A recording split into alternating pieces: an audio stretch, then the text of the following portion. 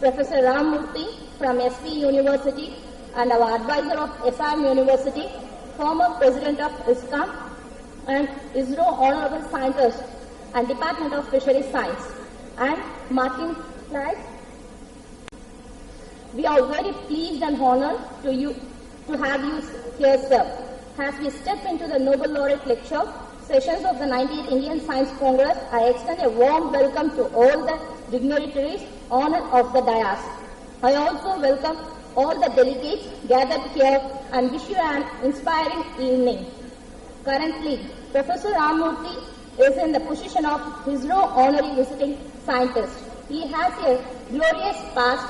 Few to mention are a good number of publications of books and research papers to his credit. About 296 research papers and 9 books. He is a recipient of many honors and awards from different institutions in India and abroad.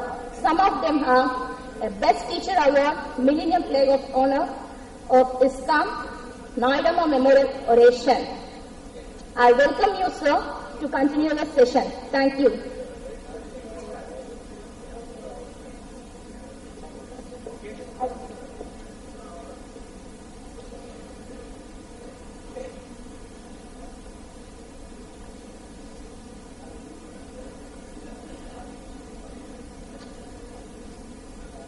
Good afternoon, everybody. I am pleased to introduce Dr. Martin Chaltri, who was interacting with children a little while ago. Dr. Martin Chaltri was born in 1947, January 23, in Chicago, Illinois.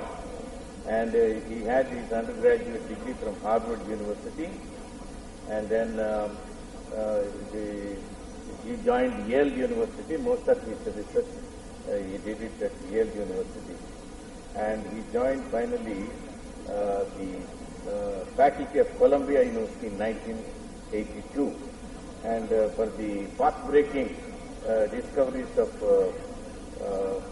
green fluorescent protein that opened a pathway to trace the proteins in where they go into different cells. And he got Nobel Prize for green fluorescent protein. We call it GFP, and the properties and applications and protocols. And may I now request Dr. Martin Chaltri to present.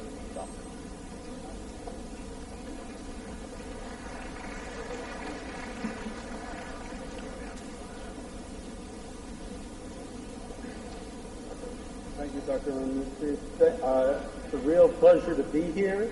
This is my first time in India. It's exciting for me.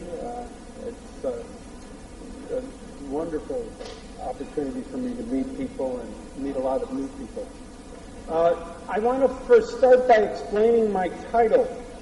In the United States, there's suddenly a very big push, and my understanding it's also happening in many other countries, that research should have an outcome.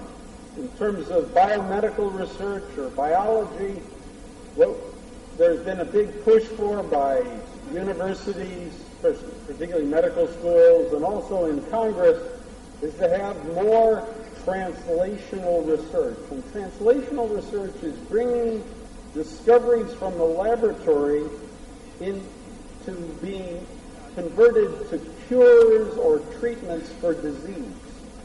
Now, I have absolutely nothing against these things, and in fact, as I get older, I actually think it's probably a very good idea that there are people that are working on translational research. The problem is that you need something to translate to be able to have translational research. The basic research is extremely important. And I think sometimes people lose track of the fact that basic research is really the foundation of translational research. And what, for example, a couple of years ago, there was a stimulus package at the National Institute of Health. They set about 100 challenges, important problems that they wanted to have solved, and they asked for people to apply for funding for those 100 challenges. Of those 100 challenges, 98 were translational, and only 2 were basic, or what I'm calling non-translational research. I think this is the wrong proportion. And I think this is a problem that we as scientists have to always be considering. Now, a wonderful answer about why people do science, I think, was given in 1969 by Robert Wilson, a physicist who was in charge of he was actually the architect as well as the head of the Fermi Lab in Illinois. This was the largest particle accelerator in the world for many years, through the 70s, up until recently when the CERN particle accelerator came online. And in 1969, he was asked by Congress to come and testify because the government was going to pay for this very expensive equipment, this accelerator. And there was a senator, John Pastore, who was very supportive of the project. And he thought he would make Dr. Wilson's life easy by asking him an easy question that would impress all the other senators so they would vote for the funding. And so he said to Dr. Wilson, can you tell us what this new accelerator will do for the national security, how that will help us in national security? And Dr. Wilson said, nothing. And I asked him again, how is this going to help the national defense? And he gave what I think is an absolutely wonderful answer. The answer is here, that the accelerator has only to do with the respect with which we regard one another, the dignity of men, our love of culture. It has to do with whether we are good painters, good sculptors, and great poets. I mean all the things we really venerate in our country and are patriotic about.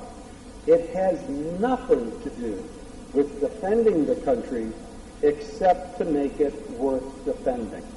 I think this is the answer for almost all of these calls for translational research. Now, I also want to bring up another thing, and that is, well, you can hardly see the quote now.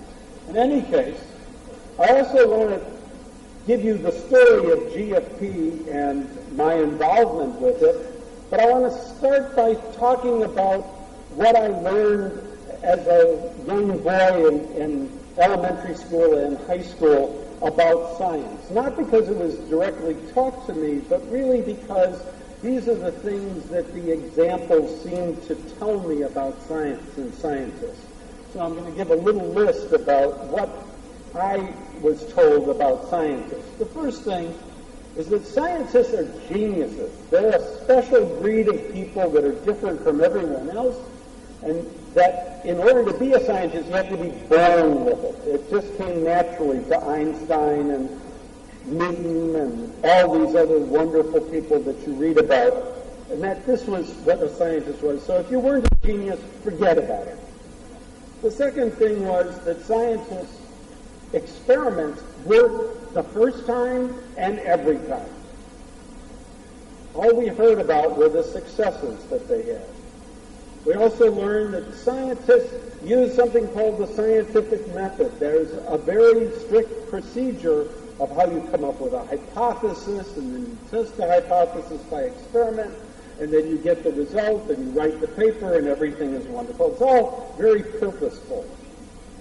One other thing is that scientists work alone, although they might have an assistant, a lab technician, but they're isolated individuals. They make the discoveries on their own without interacting really with any other people.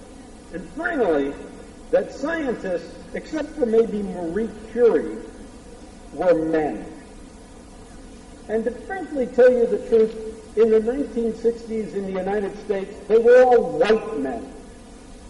That there were no other people that seemed to do science. I want to tell you that absolutely every one of these things is wrong and is incorrect. And I hope that the examples I give you of what happened with GFP will tell you a little bit about this.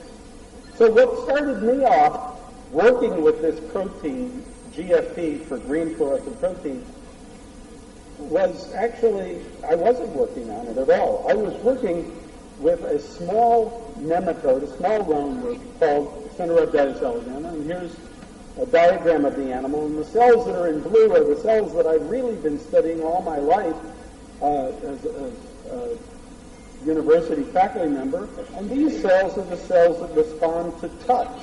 And over the years, we've been able to look at this and identify a number of genes that were needed for the sense of touch. But as we were finding these genes, the very first question we wanted to ask was, where is the gene active? Now, I should also say, why were we interested in understanding the sense of touch? Well, after all, one of the big questions in biology is, how do organisms interact with the world around them? How do we sense the world?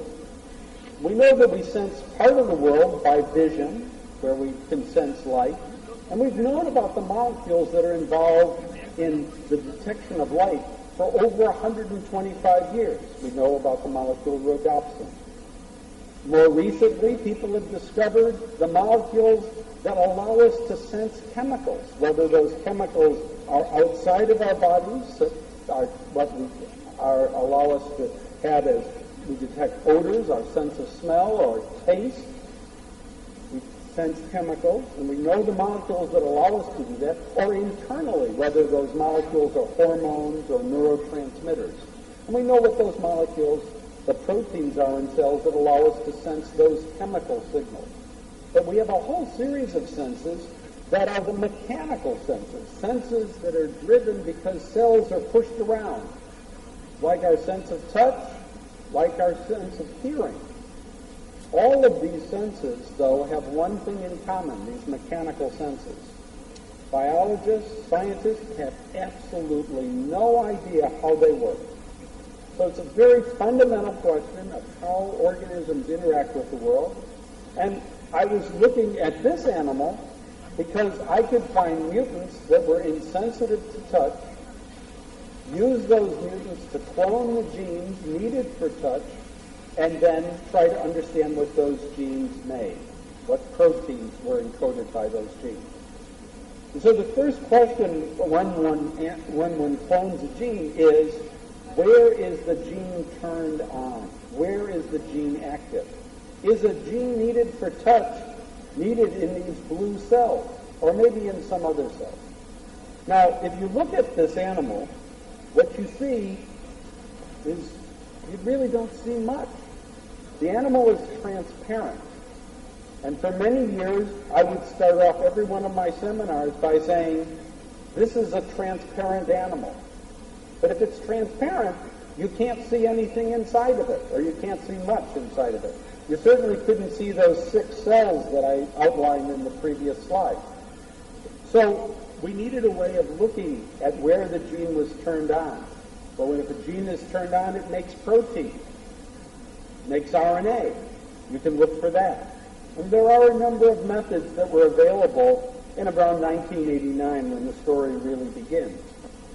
Some of them allow us to use antibodies to look at the proteins made, or we can actually use a reporter that makes an enzyme, and then we can see where the enzyme is turned on, and whatever cell turns it on will turn blue. Or we can actually look for the RNA that's made and see that that's made in particular cells as well. But all of these methods have a problem. The problem is we have to really prepare the tissue. We have to take the animals, they have to be killed, they have to be fixed so nothing moves around. They then have to be permeabilized. We have to poke holes in them so we can get the antibody inside them, or the DNA probes inside them, or the substrates for the enzyme to get inside. So all this preparation